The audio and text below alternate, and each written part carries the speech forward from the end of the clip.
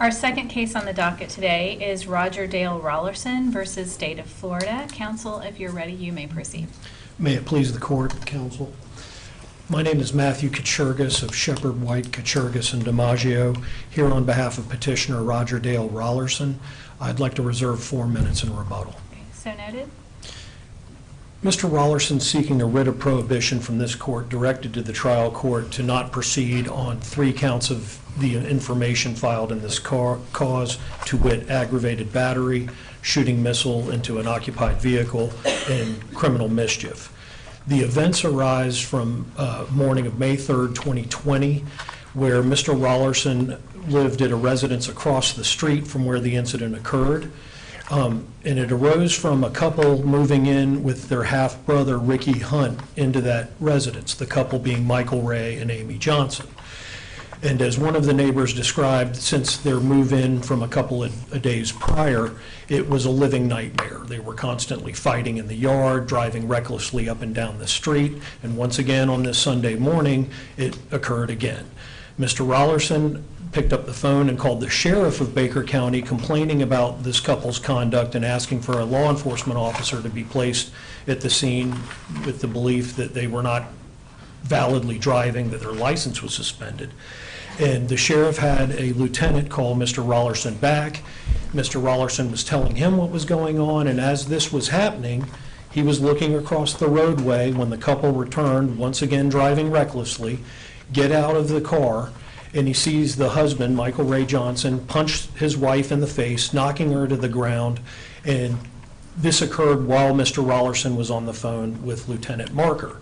The call gets terminated, and Mr. Rollerson goes over to the... Could we stop there just for a second Certainly. before the call gets terminated? Didn't Mr. Rollerson say something to the effect to the law enforcement officer he was going to have to go over there and shoot the guy?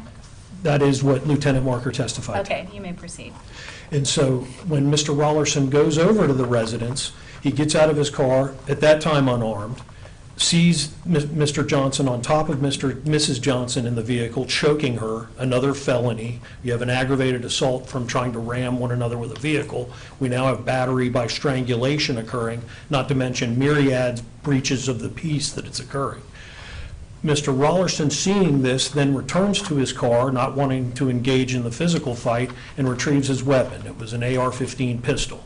That he kept in the back seat of the vehicle? I believe it was in, at this time, at least from the photograph, it appeared to be in the passenger seat. Passenger seat. And he did have a carrying concealed firearm permit for what's that worth. Is he sworn law enforcement? No. But he returns to the vehicle and orders Mr. Johnson out of the ground, in essence effectuating a citizen's arrest. Did he order Mr. Johnson, or was it clear who he was ordering out of the car? It probably depends on one's worldview, Your Honor. I think it's clear that he was ordering Mr. Johnson out of the car, given he was the one committing the battery and he was the one he was trying to detain. We don't really deal in worldview here, so we deal with the facts and evidence. So here, what did the record reflect, and even what did Mr. Rollerson even testify? Did he order Johnson out? Or? Yeah, Mr. Okay. Rollerson testified that he ordered Mr. Johnson out. The only dispute of that was Mr. Johnson and Miss Johnson, which the trial court found that they were uncredible as to all matters leading up to the operative moment when the shots were All right, fired. but where was Mr. Rollerson positioned at that time that he was ordering Johnson out of the car? Outside of the driver door. And who was sitting in the driver's seat? I believe Mrs. Johnson was in the driver's seat being choked by her Okay. husband at that time. And so when he Where was the gun at the time? in Mr. Rollerson's hand, Pointed at? Mr. Johnson. Through the driver's side of the vehicle. Driver's door is open. So it was pointed at the driver's door area where Ms. Johnson Into was the- most proximate, correct? Compartment of the vehicle, yes, ma'am. And did he say you're under arrest? He did advise him that he was making a citizen's arrest, which is well-established law in Florida that Where? is... Can you identify a case where it does not involve off-duty law enforcement Yes. that says that it is the law in Florida that a person can't be charged for false imprisonment or some other felony for putting someone on the ground at gunpoint? I think that the answer to that question depends whether it's a valid citizen's arrest. Now, the research on citizen's arrest is myriad with officers acting outside their jurisdiction, Sure. but it's not limited to officers acting outside of their jurisdiction. Well, that's what I'm asking, because I've seen all the cases, and they keep referencing, you know, the common law with respect to citizen arrest, but I was able to find a scenario where, as a matter of law, in Florida, that a citizen's arrest is not get you out from underneath a felony. So it's not considered a felony to hold someone at gunpoint on the ground. Yes. As long as you say you're under citizen's arrest. And you have probable cause that a felony has been committed or a breach of the peace. If those two elements aren't present, it's not a valid citizen's arrest. So he could aim that weapon at them and force them on the ground, even just for running each other off the road. Considering that an aggravated assault, yes. But the battery by strangulation, certainly, by Mr. Johnson. Is it possible that the legislature, when it adopted, again, myriad of statutes, not cases, but myriad of statutes dealing with accreditation of law enforcement agencies and even a whole chapter that governs arrest, is it possible that the legislature has abrogated this idea that any citizen can just execute an arrest?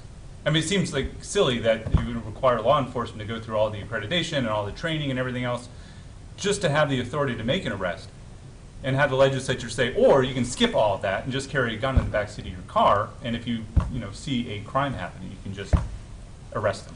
If the legislature was going to abrogate the common law, they had to do so expressly, and they've never done so. Why? Why do they have to do that expressly? The legislature adopted the common law in the first place. So And why? in order to deviate from the common law, they have to speak on the topic expressly. It's not, the common law isn't abrogated implicitly. The legislature has to modify the common law, and they've never done so. Counsel, was this issue litigated or ruled on below? Yes. Indeed, the state conceded at the beginning of the hearing that citizen's arrests are permissible in Florida. The court in its order finds that it was a permissible citizen's arrest. It's really not an issue for this appeal. It's just one of the facts leading up to the defensive use of force. Well, except that you're asking us to exercise prerogative extraordinary writ power, and why can't we consider whether 776012 applies, or sub 2 applies about your client's duty to retreat instead of firing at a van that driven by a guy that was just held at gunpoint on the ground face down? Because it's never been raised, it hasn't been raised by the parties. The trial court explicitly found that it was a valid citizen's arrest. It's not an issue before the court. But it's still a legal question. I mean, if two of us decided that, at least two of us decided that, citizen's arrest, I mean, I don't see the basis in the law, let's say. Or two of us say, I don't see this basis in the law. It doesn't really matter what the trial court found, whether it was a valid citizen's arrest. If holding someone at gunpoint on the ground, face down, whether you say it's a citizen's arrest at all, it's possible if it's not the law, the trial court says, well, it's a valid citizen's arrest, if it doesn't exist, then it doesn't exist. Which would make what your client was doing at the time a felony. Let me ask it this way. Do you agree that it turns, like, if citizen's arrest did not exist, actually it is the law in Florida, it's such that if you actually get someone out of the car at gunpoint, put them face down on the ground, that is, if that were a felony, that your client would have a duty to retreat? In this situation, I would say no, because he was acting initially in the defense of Miss Johnson, who's being beaten and choked by her husband. So irrespective of citizen's arrest, under the defense of other statute, he had the right to intervene and try to save her life. Sure, but he wasn't firing into the car to save her life. When he initially approached, that's what he was. Sure. Part of what he was doing was attempting to stop him from killing his wife. But at the time that the van is coming at him, it's driven by the guy who was just held at gunpoint by your client driving away. And I'm curious as to why, if that were a felony, let's say the thing that just happened before he got in the car to drive away were a felony, would that then require your client to retreat as opposed to using deadly force? If he wasn't justified in doing what he was doing, is how I interpret Yeah, that. if it weren't a valid citizen arrest. I still think he has the right to employ or threaten to employ force in the defense of others. But if you take those two legal justifications that were present here out, and he was just committing a crime, yes, under the statute, he'd have a duty to retreat. But he had two legal justifications, one found by the trial court and conceded by the state for threatening the use of force at that point in time. After doing so, Mr. Johnson gets out of the car and starts to, in his own wife's testimony, trying to fight him. So Mr. Rollerson's now confronted with a gentleman that's been driving recklessly, beating his wife, choking her, who's now getting out of the car while Mr. Rollerson's armed and attempting to fight him. Those were the observations. That's what was taking place at the scene when Mr. Johnson then gets behind the wheel and accelerates at maximum force with Mr. Rollerson in the front of the car. So it shifts from the original justification why he was there and what he was doing to now a defensive, self-defense use of force. And again, just to make sure we understand the evidence in this case, so Mr. Rollerson's testifying that he's in front of the car, but of course the weapons discharged, again, while Mr. Rollerson is in midair, shoots two missiles into the vehicle driver's side door when it's coming at him. Is that, how does, it seems that a lot of the forensic evidence and FDLE testified to this as to the vehicle fleeing and turning right to get on the road to leave the scene. And I think at that point in time, you have to take this in the context in which it arose. The evidence showed, and graphics seem to help, I'm visual, at the moments before the shots were fired, not only Mr. Rollerson, but the homeowner, Mr. Hunt, places him in front of the vehicle. And as the events unfold in a matter of seconds, the vehicle's turning right and Mr. Rollerson's going right. So as you back that up in time, he's in front of the car with a man who's just been threatening him, trying to fight him, beating his wife, all of that he just observed, now gets behind the wheel of the car, gunning the engine. He has every reason to fear for his life at that point. This gentleman has indicated he wants to fight him, that he's engaged in violence all morning long, gets behind the wheel of the car, guns the engine, and as the events transpire, Mr. Rollerson goes to his right and the vehicle goes to his right. But it's, to borrow language from some old Supreme Court case law, Brown versus United States 256 U.S. 335 from 1921, detached reflection cannot be demanded in the presence of an uplifted knife.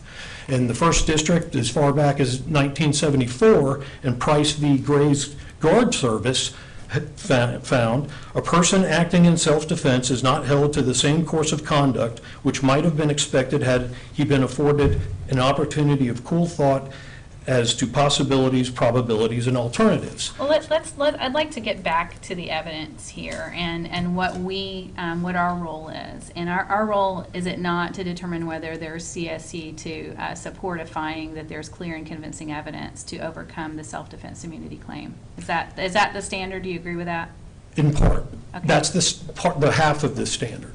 The trial court's findings of fact must be supported by competent substantial evidence. However, this court reviews the conclusions drawn from that evidence de novo.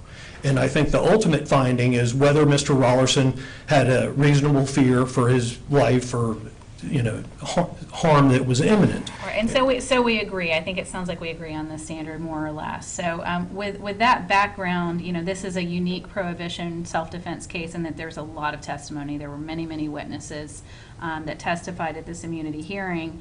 There were many things in this record that support the trial court's findings. Among them, not just I need to go over there and shoot him before he ever stepped foot in the yard, but immediately in the aftermath when speaking to law enforcement, Mr. Rollerson didn't mention anything about anyone trying to run him over. This is not until much later. There are lots of things in this record that Well, I would, that are competent, substantial evidence, are they not? Well, I think the finding that Mr. Rollerson didn't say anything is an inappropriate comment on his exercise of his Fifth Amendment privilege. He wasn't required to say anything. Indeed, he invoked when they interviewed him. So I don't think the court can draw anything from that fact, for lack of a better term. All right, what of his first statement? Was there competent, substantial evidence to support I need to go over there and shoot this guy? According to Lieutenant Marker, sure. Right, was Now, there on that competent- point, however, had he gone over with that intention, and you have a gentleman getting out of the car, charging him trying to fight him while he's holding a gun for 3 to 4 minutes, according to Mr. Hunt, he had ample opportunity to shoot him before he got behind the wheel of a vehicle and charged at him. It's only at that point, when his life was in jeopardy, that the shots were fired. So if he went over there with the intent to shoot him, he had ample opportunity to do it for minutes before Mr. Johnson decided to accelerate the vehicle towards him.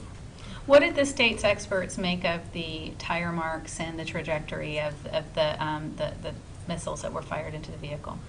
From the expert standpoint, their review is somewhat confined to that snapshot in time, which I contend you can't isolate these events in that one snapshot, because there's been a course of events leading up to the trigger being You pulled. disagree with it, but is it incompetent? No, I don't necessarily disagree with it. At that time, the evidence shows what it shows. An impact angle, azimuth angle of 55 degrees for the first shot, and I see I'm in my rebuttal time, and 80 degrees on the second shot.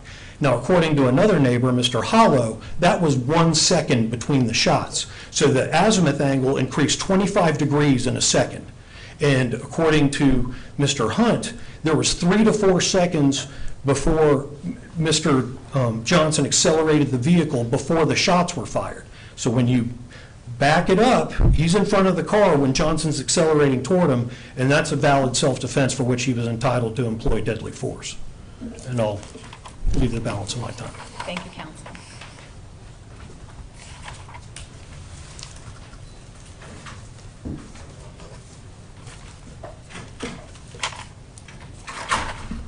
May it please the court? Counsel. Michael Schaub on behalf of the state, or Attorney General's office, Your Honors. Here, the expert witness testimony, in particular, both the state and the defense expert, coupled with the physical evidence, and the witness testimony, in particular, Ms. Johnson, all provided competent substantial evidence to support the trial court's legal conclusion that the state met its burden of clear and convincing evidence that the defendant did not have a reasonable belief that imminent bodily harm was, great bodily harm was imminent, given the circumstances. And I think it's important to look at the trial court's factual findings in its order. And importantly, the trial court found that the vehicle was not accelerating at the defendant. Rather, the vehicle, when it began, was immediately turning, so turning away from the defendant, leaving the scene. And then the trial court found the defendant was not immediately in front of the vehicle, but rather to the left side of the vehicle. And all these things support that that vehicle was not a threat to the defendant when it began to move. Rather, it was trying to get out and leave the yard and flee the scene. And it supports that the trial court's finding that the defendant was actually trying to detain the victim from trying to leave the scene in guise of the citizen's arrest. Counsel, can you explain to me, as I'm trying to understand, first of all, why the state would concede the question, and second of all, and probably more importantly, analytically, how this whole common law citizen's arrest thing works. So, I mean, we're not talking about, it's not asserting an affirmative defense of some sort to a criminal charge of false imprisonment. And it's not a cause of action in civil, it's not a tort he's trying to defend against. So how does this work in this idea of a common law citizen's arrest? What is that in this context? Common law citizen's arrest is what the case law seems to say, that if a felony occurs in your presence, you're allowed to use reasonable. I'm sorry. I mean, I know what the common law says about it, at least, you know, a 600-year-old common law says about it. But I'm having a hard time understanding its application in a stand your ground case. Well- So I can understand, let's say the state did charge false imprisonment. Maybe it could be asserted as a defense. I don't know. I haven't seen a case, a single case that actually deals with that. But what I do know is that the legislature adopts the common law of England as of July 4, 1776, in section 2.01, Florida statutes, except to the extent that it's contradicted by state statutes, among other things, for the U.S. Constitution, Florida Constitution, that kind of thing. And when I look up the Florida statutes, guess what I find? I find that, well, false imprisonment is actually a crime in Florida. It's been adopted by the legislature. How has that not been contradicting? And there's no exception to that. There's nothing in the statute that contradicts that concept. There's also statutes, dealing with what a lawful arrest is. 901.15 requires it be a law enforcement officer, for example. So how does, aside from the Supreme Court a bunch of times, and well, not a bunch of times, Supreme Court maybe once, and DCA's mentioning it several times, aside from the mentions of it, how does that work here? How was he not engaged in false imprisonment or some similar crime at the time that the victim was driving at him? Well, I wouldn't argue with the court that if the court finds it wasn't a valid citizen's arrest, I think the trial court found up to that point it was a citizen's arrest, and what I guess the court was, Your Honor, was asking what the mechanism, what that does. It takes him at his conduct beforehand of pointing the AR-15 at the two, Ms. Johnson and Mr. Johnson, outside of unlawful legal conduct. And just to go back to conceding, I would concede that there was probably probable cause to affect what's called a citizen's arrest, but I wouldn't concede that it was a reasonable manner of what he did, going over there with an AR-15 and detaining two unarmed victims. Are there scenarios where false imprisonment is reasonable? Not to my knowledge, Your Honor, no. Of the statutory crime are met? Not to my knowledge, no. So in this scenario, if we're looking at it, you're asking, the petitioner is asking for us to exercise extraordinary writ authority. If I look at it and I don't see, okay, there was mention in the common law about citizen arrest, but I also look at the statutes that make this conduct illegal, and I don't see an affirmative defense acknowledging that as a defense. Why can't I just say, despite what everyone's maybe conceded or really not argued much, if the trial, even though the trial court said, yeah, this is a valid citizen's arrest, can't I say, I don't know what that means? I think you absolutely... It's not a statute, and it's maybe a common law concept that comes up in a variety of circumstances, but when the legislature makes it a crime, and there's no exception to it, the common law has to give way, doesn't it? I think you can absolutely say this was not a valid citizen's arrest, and I think you can deviate from the court's ruling in tipsy coachman. You can find the court might have reached the ultimate right conclusion in denying immunity, but maybe for different reasons that you had in finding that what his conduct was beforehand didn't constitute, or there was no kind of citizen's arrest, and rather he was going over there and initially provoking and committing the false imprisonment, as you say, or aggravated assault with a deadly weapon when he held up both both Ms. Johnson and Mr. Johnson. Well, what about counsel's response to that, assuming that there's no citizen's arrest in play here?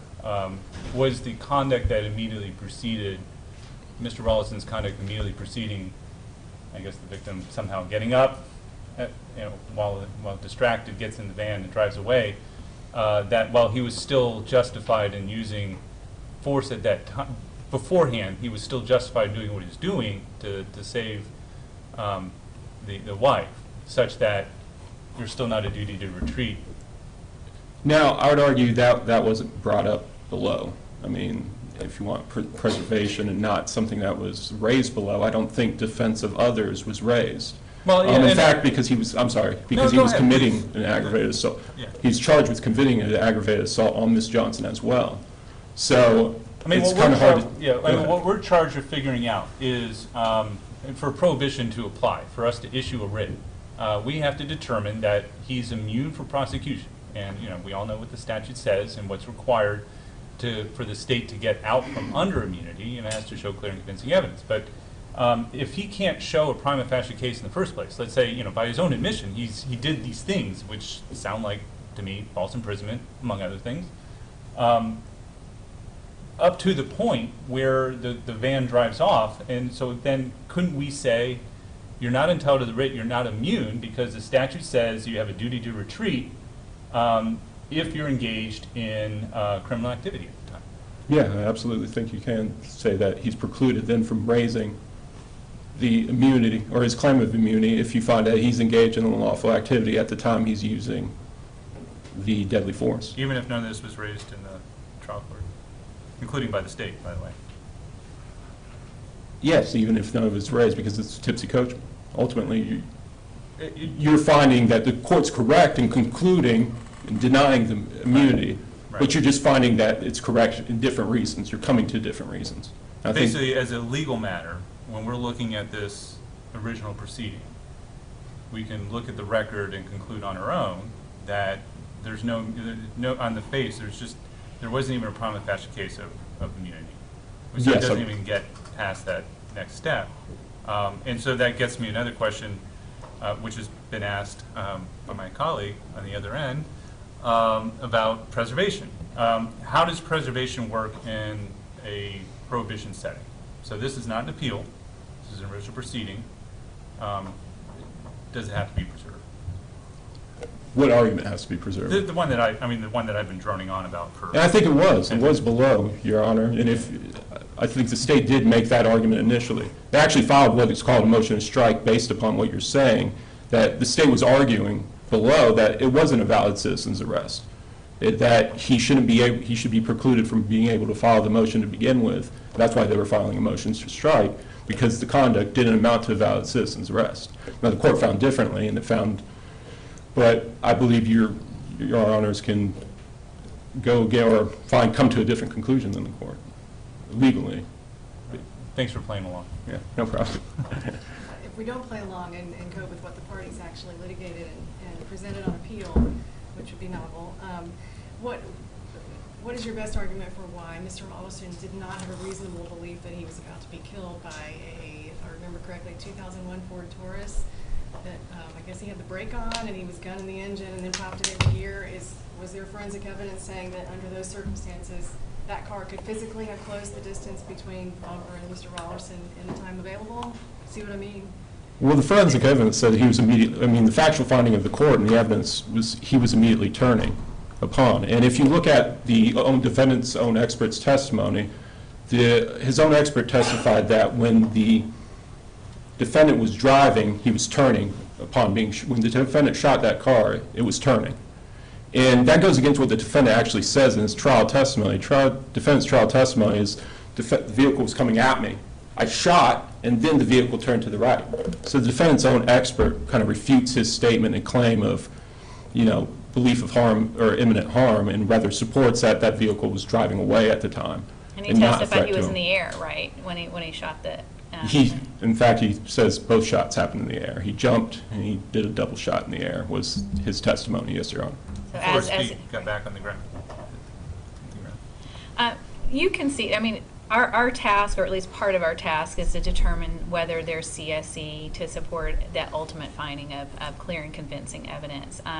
You concede, of course, I would hope, that if the trial court were to credit all of Mr. Rollerson's testimony as true, to disregard the state's forensic evidence, to disregard the deputy sheriff's testimony that he said he was going to go over there to shoot the guy, and to disregard both of the Johnsons in their entirety, that the court could have denied, granted the motion to dismiss. Yeah, most definitely. If the court found, hey, Mr. Rolson's testimony was the most credible thing I heard, that was the most clear and convincing evidence I heard, I believe that his testimony would establish that he was, he had a reasonable belief. And so as it relates to the evidence, our role is very limited. Certainly there are credibility determinations that we have to rely on the trial court's observation of the witnesses and live testimony. But beyond that, it's simply to look for the CSE, is it not? Is there Yes, Your Honor. anything more than that we are doing in an original proceeding? I agree with what you guys were discussing before, that it's competent substantial evidence to support the trial court's factual findings and the ultimate conclusions de novo. So yes, Your Honor, I agree with you. That sounds a lot like an appeal, though. And what? Well, Can you we explain about it? typically talk about CSE in the context of appeals. We're looking at, what the trial court did, we're reviewing what the trial court, steps the trial court did, and the decision that the trial court made, which is typical for an appeal, and actually usually anathema when talking about a writ of prohibition, which is not a review writ. It is an original writ.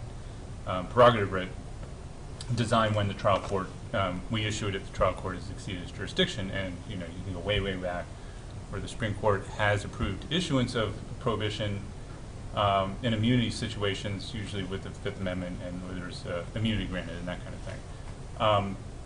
In those cases, it typically doesn't involve reviewing the record so much, just looking, kind of like the question I asked before, is either he's immune or he's not. When you look at the record, either he's immune or he's not immune. And so I'm having a hard time understanding, again, your answer to a previous question, that if the judge had just accepted Mr. Rawlinson's testimony and no one else's, that he could have determined that he was immune. But that ignores the fact, well, what about his testimony, if you just accept that, makes out a crime, that he's engaged in unlawful activity. So can you help me again, if we're looking at the record, we're trying to determine whether there's immunity or not immunity, And how that squares. I see what you're getting at. As opposed to talking about CSE, talk about the whole, what happened, what has been shown in the record that we're looking at in an original proceeding. I apologize. I was going under the assumption if the judge, we're only looking under the testimony of Mr. Rawlinson and looking at it from the judge's view at that time that he did have a valid citizen's arrest. If the judge views Mr. Rawlinson's conduct, or if you view, or if the court, I believe what you're saying is there's testimony there that he committed an aggravated assault or false imprisonment when he went over there with that AR-15 and he detained the two victims. Right. Now, if the judge found that, yeah, I think the judge then could go, hey, I don't believe you're immune. I don't believe you're precluded from immunity based upon the statutory language. Yes, I believe the judge could say that, and I apologize. I think when Judge Rowe asked the question, I was going from it on the basis of what the judge in this case found, which was it was a valid citizen's arrest to begin with. But I see your point is if you're looking at it totally new, if you're a new judge looking at just Mr. Rawlinson's conduct unto itself, I think you could find he's precluded from immunity just on the basis of he was engaged in unlawful criminal activity. And we are that new judge. I mean, we're a panel, the petitioner is asking us to issue a writ and basically spring him on at least 3 counts based on a lack of jurisdiction. And it's not a matter of, if it's a question of, it's not a matter of finding whether it was a valid citizen's arrest or not. It's not a question of fact. It's just that it doesn't exist to abrogate what is a clear statute that set, or several statutes that set out a criminal activity. So if we look at the record and we see, just based on Mr. Rawlinson's testimony alone, like that really sounds like a crime or two that he was engaged in when the victim's driving away. Doesn't he have a duty to retreat as opposed to shooting into the van? And that's, just as a legal question, just here, not talking about CSE or anything like that, just looking at the record as a whole and seeing what's going on. That's the question. I don't understand. When you talk about CSE, that just sounds like appellate review as opposed to whether we should issue a prohibition writ. Okay. Any response? I mean, you probably agree. Yeah, I agree. I agree that if this court were to look at the testimony alone and find his conduct was unlawful, then it could deny the motion, or it could affirm the denial of the motion. And for all these reasons and the testimony, and there was competent substantial evidence that the defendant, to support the trial court's ruling that there was clear and convincing evidence that the defendant was not entitled to immunity. And I'd ask this court to affirm. Thank you. Counsel? I'd like to return to Judge Tannenbaum's issue with sovereign immunity, and I'm aware not a fan of it, but I believe that this is a matter for the legislature to address. But back to cases holding that citizens' arrest applies to private citizens, in the trial court's order on the record, page 655, he cites to a case that was cited at the trial court below, Nelson by and through Bowens versus Howell, 455 Southern 2nd 608, Florida 2nd DCA 1984, citing a Supreme Court case, Collins v. State 143 Southern 2nd 700, or excuse me, not Supreme Court, another 2nd DCA case from 1962, both of which false imprisonment was on the books at the time. A private citizen has the common law right to arrest a person who commits a felony in his presence, or to arrest a person where a felony has been committed and where the arresting citizen has probable cause to believe and does believe the person arrested to be guilty. Echoed by Edwards v. State, 462 Southern 2nd, 581, 4th DCA, 1985. At common law, a private citizen may arrest a person who in the citizen's presence commits a breach of the peace. And from a public policy standpoint, the finding that citizens' arrest is not a valid creature of Florida law, from a public policy standpoint, all of the cases where a law enforcement officer acts outside their jurisdiction would be false imprisonment by those law enforcement officers. And that's just not the case in the state of Florida. It applies equally with citizens as well as law enforcement. Well, those were specific, those cases use this the citizen's arrest as a jumping off point to get to the question of whether off-duty law enforcement officers can do a variety of things, which implicate a variety of statutes on top of that. But my question is what does it mean to have a common law right? So it either has to be section 2.01 of the Florida statutes, or it's got to be 775.01, which deals with common law as it relates to crimes. In either of those situations, if there's a statute that contradicts the common law, the statute's going to control. So if there's a common law right to a citizen's arrest, that conflicts with the false imprisonment statute. And so the idea of having a common law right, I don't understand how that manifests itself in the context of he's not being charged with false imprisonment, and it's not been asserted that he has an affirmative defense to false imprisonment with respect to a citizen's arrest. This is just a question of whether if I look at a statute and it says if you do these elements that you're guilty of a crime, and I look at this record, and what he testified to sounds like it meets the elements. Why I can't conclude as a matter of law that he was engaged in criminal conduct such that the immunity statute doesn't apply. I think under that hypothetical, let's assume he is accused of false imprisonment. He would have the right to assert citizen's arrest as an affirmative defense and present that to a jury and say, this is why it's not. Is there a statute that establishes that? No, it's a common law doctrine. But he would have that an absolute right to present that as an affirmative defense.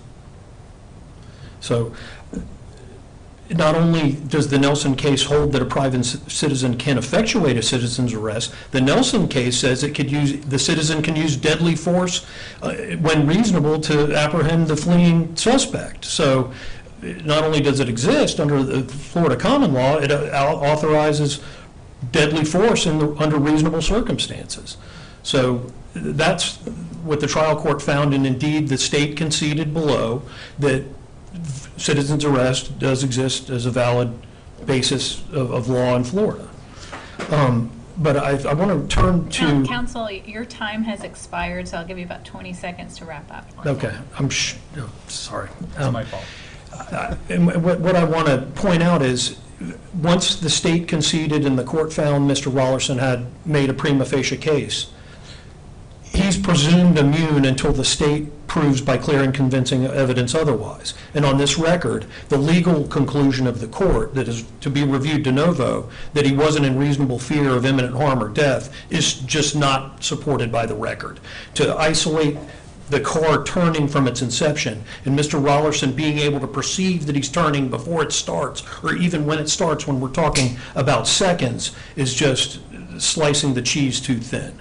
He's confronted with danger. The guy guns the car in front of him and accelerates. He believes he's going to be killed, if not imminent bodily harm, and he discharged the weapon. And he had an absolute right to do so, and he should be immune from prosecution on these counts. And we respectfully request this court issue a writ to the trial court that it shall not proceed on these charges. Thank you. Thank you, counsel. Thank you both. The court will take a brief recess. We are, counsel and judges and judicial personnel are invited to join us in the jury assembly room. All rise.